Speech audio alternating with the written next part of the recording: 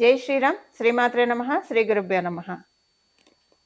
2024 సంవత్సరం డిసెంబర్ 29వ తారీఖు నుంచి 2025 సంవత్సరం జనవరి 28వ తారీఖు వరకు కూడా శశి శుక్ర యోగము గోచారంలో ఏర్పడుతుంది.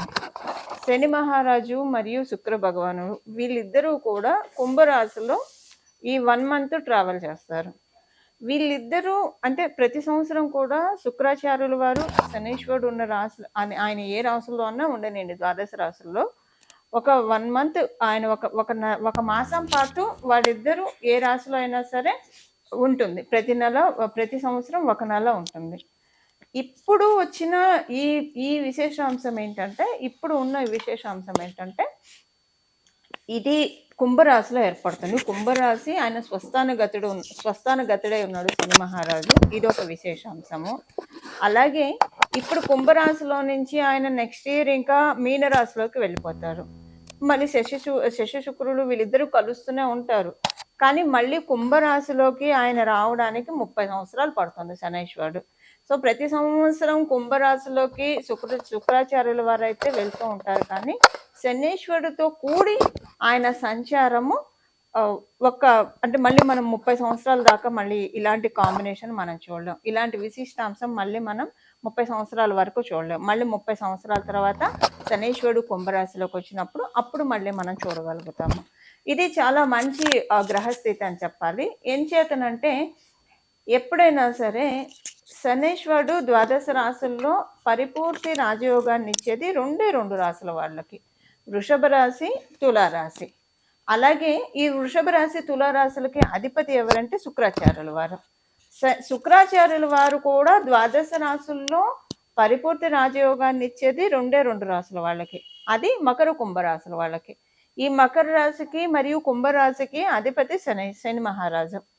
సో వీళ్ళిద్దరు ఒకళ్ళకొకళ్ళు రాజయోగం ఇచ్చుకుంటారు. అంటే శనీశ్వరుడు కనుక తులారాశిలో ఉంటే వాళ్ళకి ఇంకా అంటే తులారాశిలో పుట్టిన వాడికి, వృషభ రాశిలో పుట్టిన వాళ్ళకి ఒక్క శనీశ్వరుడు చాలు పరిపూర్తి రాజయోగాన్ని ఇచ్చేస్తారు. ఆ రాశుల్లో ఉంటే ఇంకా బాగుంటుంది. అలాగే మకర కుంభరాశుల్లో పుట్టిన వాళ్ళకి శుక్రాచార్యుల వారు పరిపూర్తి రాజయోగాన్ని ఇచ్చేస్తారు. సో ఇది చాలా మంచి కాంబో. అయితే ఇప్పుడు ఈ కాంబో ప్రతి ద్వాదశ రాశుల వాళ్ళకి మంచి ఫలితాలు ఉంటాయి. కానీ డెఫినెట్గా కొన్ని రాశుల వాళ్ళకి ఎక్స్ట్రా బోనసెస్ ఉంటాయి, ఎక్స్ట్రా బెనిఫిట్స్ ఉంటాయి. ఈ కొన్ని రాశుల వాళ్ళు ఎవరో మనం ఇప్పుడు చూద్దాము. మొదటగా వృషభ రాశి, తులారాశి, అలాగే మకర రాశి, కుంభరాశి, మీనరాశి. వీళ్ళ 5గురికి కూడా ఇది చాలా మంచి ఫలితాన్ని, సత్ఫలితాన్ని ఇస్తుంది. అయితే ఇక్కడ మనం ఒక్కటి చూసుకోవాల్సిన విషయం ఏంటంటే, మీ జన్మ జాతకంలో కనుక శనీశ్వరుడు మరియు శుక్రుడు వీళ్ళిద్దరు కలిసినా లేదా వీళ్ళిద్దరికి పరివర్తన జరిగినా, ఇప్పుడు మీ జన్మ జాతకంలో శుక్రాచార్యుల వారి దశ కావచ్చు, అంతర్దశ కావచ్చు, శనీశ్వరుడు దశ కావచ్చు, అంతర్దశ కావచ్చు, ఇవి మీరు రన్ అవుతూ ఉన్నా, దాంతోపాటు ఇప్పుడు వీళ్ళిద్దరూ ఒకవేళ శనీశ్వరుడు శుక్రాచార్యుల వారి మీద దృష్టి పెట్టినా, పరస్పరం వీళ్ళిద్దరూ సమసప్తక దృష్టితో వీక్షిస్తూ ఉన్నా, లేదా శనీశ్వరుడు తృతీయ దృష్టితో చూస్తున్నా కూడా అప్పుడు ఇప్పుడు మనం తెలుసుకున్న ఈ పారామీటర్స్లో అంటే శనీశ్వరుడు దశ, శుక్ర భగవానుడి దశ అంతర్దశ భుక్తుల్లో ఉన్నా, లేదా వీళ్ళిద్దరు పరస్పర వీక్షణ ఉన్నా, వీళ్ళిద్దరూ కలిసి ఉన్న మీ జన్మ జాతకంలో సెకండ్ థింగ్ ఏంటంటే, ఒకవేళ శనీశ్వరుడు ఒక్కళ్ళు అయినా సరే తృతీయ దృష్టితో కావచ్చు, దశమ దృష్టితో కావచ్చు శుక్ర భగవానుడిని మీ జన్మ చక్రంలో వీక్షిస్తూ ఉంటే, అప్పుడు మీరు ఏ రాశి అయినా కావచ్చు, అంటే మీరు వృషభ, తుల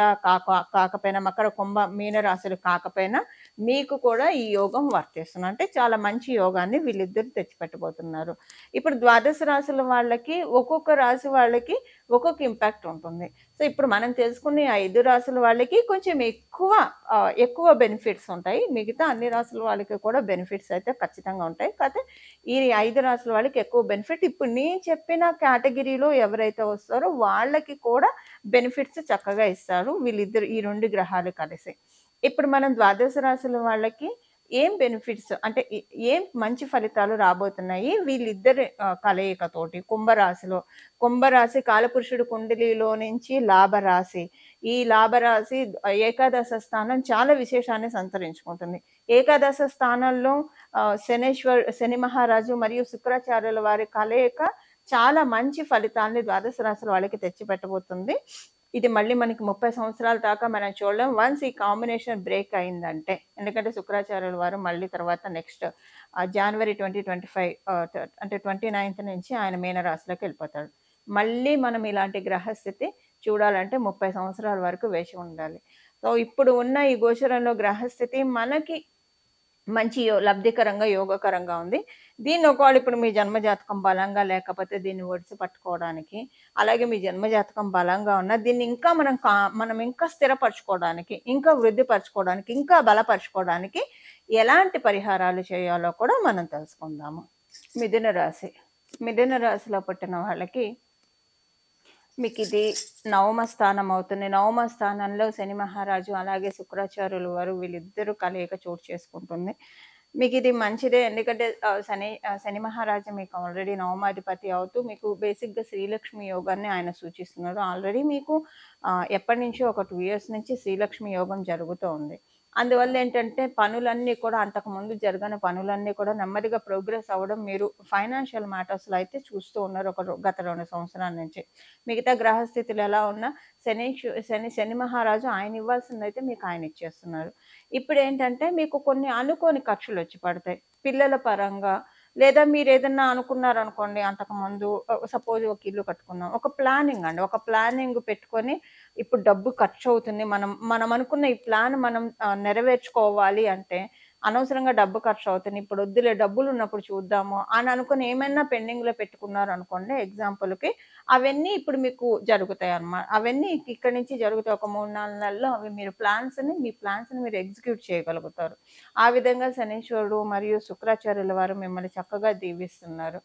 అలాగే మీరు పిల్లల పరంగా ఇప్పుడు పిల్లల ఎడ్యుకేషన్ పరంగా కావచ్చు, అలాగే పిల్లల్ని ఏదైనా విదేశాలకు పంపించాలన్నా, మీకు కూడా విదేశీయులకు సంబంధించిన ప్లాన్స్ ఏమన్నా ఉండి అవన్నీ మీరు ఆపి ఉంటే ఇప్పుడు వాటికి రూట్ క్లియర్ చేస్తున్నారు శని మహారాజు. వాటికి రూట్ క్లియర్ చేసి, అలాగే మీరు విదేశాల్లోనే ఉన్నారు ఆల్రెడీ.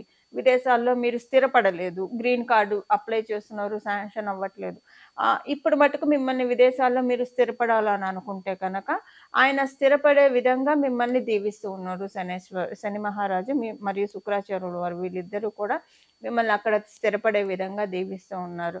అలాగే కుటుంబంలో ఉన్న ఏవైనా సరే, అంటే ఒక రకంగా చూస్తే కొన్ని విషయాల్లో మీరు రిలాక్స్ అవుతారండి. ఏ విషయాల్లో రిలాక్స్ అవుతారంటే మీ కుటుంబానికి సంబంధించిన విషయాల్లో బర్డెన్ కమ్ డౌన్ అవుతుంది. మీకు రెస్పాన్సిబిలిటీస్ తగ్గినట్లు అనిపిస్తాయి. రెస్పాన్సిబిలిటీస్ తగ్గినట్లు ఎందుకు అనిపిస్తాయంటే మేబీ మీరు చేసే పనులు మీ ఇంట్లో వాళ్ళు కూడా మీతో పాటు పాలు పంచుకోవడం, అది ఆర్థికంగా కావచ్చు లేదా మామూలుగా శారీరకంగా కావచ్చు పంచుకోవడం. దానివల్ల ఏంటంటే మీకు వర్క్ ప్రెషరు, పని ఒత్తిడి బాగా తగ్గుతుంది. కొంత రిలాక్స్ అయ్యే టైంని శుక్రాచార్యుల వారు మరియు శని మహారాజు వీళ్ళిద్దరూ కూడా మీకు కలిగిస్తున్నారు. ఇట్స్ లైక్ అంటే ఒక రిటైర్ అయిన వాళ్ళు ఎలాగా వాళ్ళ లైఫ్ని పీస్ఫుల్గా గడుపుతారో ఇప్పుడు ప్రస్తుతం ఈ నెల కాలం కూడా, ఇప్పుడు మనం తెలుసుకునే ఈ నెల కాలం కూడా అలానే ఉంటుంది మీకు. కొంత మీ పనులు ఇంకెవరో ఒకళ్ళు చేస్తారు మీకు వచ్చి. సో అక్కడ మీకు కొంత రిలీవ్ అవుతారు. ఇప్పుడు ఫైనాన్షియల్గా మీకు బర్డెన్ ఉందనుకోండి, దానికి మీకు ఇప్పుడు జీతం పెరగడము లేదా మీరు వ్యాపారస్తులైతే మీ వ్యాపారం వృద్ధి చెందడము. సో అక్కడ మీకు ఫైనాన్షియల్ బర్డెన్ తగ్గుతుంది. ఏదైనా ఒత్తిడి తగ్గిస్తారండి. ఇప్పుడు శని మహారాజు శుక్రాచార్యులు వీళ్ళిద్దరూ కూడా మీకు చేసేది ఒత్తిడిని తగ్గిస్తూ ఉన్నారు. అలాగే మంచి పేరు తెచ్చిపెడుతున్నారు. సంతానం కోసం మీరు ఎదురు చూస్తూ ఉంటే సంతాన సాఫల్యతని కూడా కలిగిస్తూ ఉన్నారు. మీరు ఏదైనా ఒక మంత్ర జపం తీసుకుంటే ఇప్పుడు ఇది చాలా మంచి శుభ సమయం.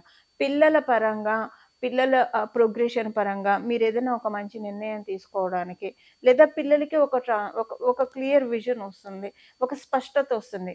నాన్నగారు లేదా అమ్మ మేము ఇది చేస్తాము, మాకు వీటిల్లో బాగుంటుంది అని వాళ్ళు చెప్తే మీకు ఇంకా ఇది చాలా బాగుంది కదా, ఇది మనకెందుకు తట్టలేదు, దీంట్లో మనం ప్రోత్సహిస్తే వీళ్ళ లైఫ్ గురించి ఇంకా మనం చూసుకోక్కర్లేదు, నిశ్చింతగా గుడ్డల మీద చెయ్యేసుకొని మనం పడుకోవచ్చు అన్నట్లు పిల్లల విషయంలో మీకు ఏదో ఒక స్పష్టత భగవంతుడు ఇప్పుడు కలగజేస్తున్నాడు.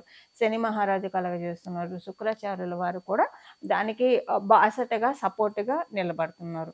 ఇది మిథున రాశి వాళ్ళకి మనం ఎలా చూసుకున్నా మిథున రాశిలో పుట్టిన వాళ్ళకి లేదా మిథున లగ్నంలో పుట్టిన వాళ్ళకి ఈ గోచరంలో ఈ ఈ రెండు ఈ ఈ రెండు గ్రహాల కలయిక కూడా మంచి ఫలితాన్ని మీకు సూచిస్తూ ఉంది. మీకు మనం ఇప్పుడు ఒక పరిహారం చూసుకుంటే చేసుకుంటే కనుక ఇంకా బాగుంటుంది. శశి శుక్ర యోగము ఇవిచ్చే ఫలితాలు ద్వాదశ రాశుల వాళ్ళకి మనం చూసాం కదా. ఇప్పుడు మనం అసలు ఒకవేళ మీ జన్మజాతకంలో ఈ యోగం ఉన్నా లేకపోయినా అసలు మీకు ఈ యోగం ఇప్పుడు గోచారంలో ఉన్న ఈ యోగము మంచి ఇంపాక్ట్ని అలాగే మంచి ఫలితాలని ఇవ్వాలంటే ఏం పరిహారం చేసుకోవాలో ఇప్పుడు మనం చూద్దాము. దీనికోసం చేయాల్సిన పరిహారము వెంకటేశ్వర స్వామి వారి ఆరాధన. ఇప్పుడు మీ వెంకటేశ్వర స్వామి వారికి సంబంధించిన గోవింద నామాలు చదువుకోవడం కావచ్చు, వెంకటేశ్వర స్వామి వారికి సంబంధించిన వెంకటేశ్వర స్వామి వజ్ర కవచం కావచ్చు, లేదా పురుష సూక్తం, స్త్రీ సూక్తము ఇలాంటివి ఏవైనా సరే, లేదు విష్ణు సహస్ర నామాలు మీకు చదివే అలవాటు ఉంటాయి కనుక అత్యద్భుతంగా ఉంటుంది. ఈ ఈ గ్రహస్థితి ఉన్న నెలనాళ్ళు కూడా విష్ణు సహస్రనామం పారాయణం చేయడానికి ప్రయత్నించిన, లేదా శ్రీరామ రామ రామ శ్రీరామ రామ రామ శ్రీరామ రామ రామ అని మనసులో జపించుకున్నా. ఎందుకంటే మనకి ఆ శ్లోకంలోనే ఉంది కదా, శ్రీరామ రామ రామ అని ఎవరైతే జపిస్తూ ఉంటారో వాళ్ళకి సహస్రనామాలు పఠించిన ఫలితాన్ని నేను ఇస్తున్నాను పార్వతి అనే సాక్షాత్ పరమశివుడే పార్వతి అమ్మవారికి చెప్పి ఉన్నారు. కాబట్టి శ్రీరామ రామ రామ అని మనసులో 24 ఇప్పుడు నామ జపం కాబట్టి మనం ఏ అవస్థలో ఉన్నా సరే, ఎక్కడ ఉన్నా సరే ఇది మనం ఖచ్చితంగా ప్రశాంతంగా జపించుకోవచ్చు. మనం బీజాక్షరాలు చేర్చినప్పుడు మనం చూసుకోవాలి మనం ఉన్న ప్రదేశం ఎలా ఉంది, మనం అప్పుడు శుచిగా ఉన్నామా, ఎలా ఉన్నాం, అంతర్బాహ్య శుచి ఉందా లేదా. మంత్ర జపానికి ఖచ్చితంగా నియమాలు ఉంటాయి. నామ జపానికి ఎటువంటి నియమాలు ఉండవు. మనం రౌండ్ ద క్లాక్ ఎప్పుడైనా సరే మనం జపించవచ్చు. అందువల్ల శ్రీరామ రామ అని రోజు మననం చేసుకుంటూ ఉంటే, ఇది మామూలుగా కూడా ఇలా చేసుకుంటే చాలా మంచిది. రామనామం తారక మంత్రం మనందరికీ తెలిసిన విషయమే. శ్రీరామ రామ రామ అని ప్రతిరోజు చెప్పేస్తూ ఉంటాయి కనుక ఇంకా మీకు తర్వాత ఇది అయిపోయిన తర్వాత ఈ నెలనాళ్ళు అయిపోయిన తర్వాత అది ఇంకా అలవాటు అయిపోతుంది. ఒక్కసారి మన మనసుకి గట్టిగా ఏదైతే అలవాటు చేస్తామో, మన నాలికకి రిపీటెడ్గా ఏదైతే మనం ఫీడ్ చేస్తూ ఉంటామో, అలవాటు చేస్తూ ఉంటామో, ఇంకా కొంతకాలం మనం అది రెగ్యులర్ ప్రాక్టీస్లో చేస్తూ వెళ్తే తర్వాత మన మనసు ఆటోమేటిక్గా అదే పట్టుకుంటుంది. అలాగే మన నాలుక మనకి తెలియకుండానే శ్రీరామ రామ రామ శ్రీరామ రామ రామ శ్రీరామ రామ రామ అని చెప్పిస్తూ ఉంటుంది. ఇలాగా మనకి ఇప్పుడున్న ఈ గోచరంలో యోగం ఒడిసి పట్టుకోవడానికి ఇప్పుడు స్వామి కార్యం స్వకార్యం అని మనం వింటూ ఉంటాము. ఇప్పుడు మనకి స్వామి కార్యం అంటే భగవంతుడి పూజ చేసినట్లు అవుతుంది. స్వకార్యం మనకి ఇక్కడ ఉన్న ఈ గోచారంలో ఉన్న ఈ గ్రహస్థితులు పరిపూర్తి దీవెనని మనం అందుకోవడానికి చాలా చక్కటి అవకాశం ఉంటుంది. ఈ విధంగా ద్వాదశ రాశుల వాళ్ళు కూడా, ద్వాదశ లగ్నాల వాళ్ళు కూడా ఈ పరిహారం చేసుకొని పరిపూర్తిగా ఈ యోగాన్ని మీరు తీసుకోవాలని చెప్పి నేను కూడా మనందరి తరఫున భగవంతుని వేడుకుంటూ శ్రీరామ రామ రామ మంగళం. నమో భగవతే వాసుదేవాయ.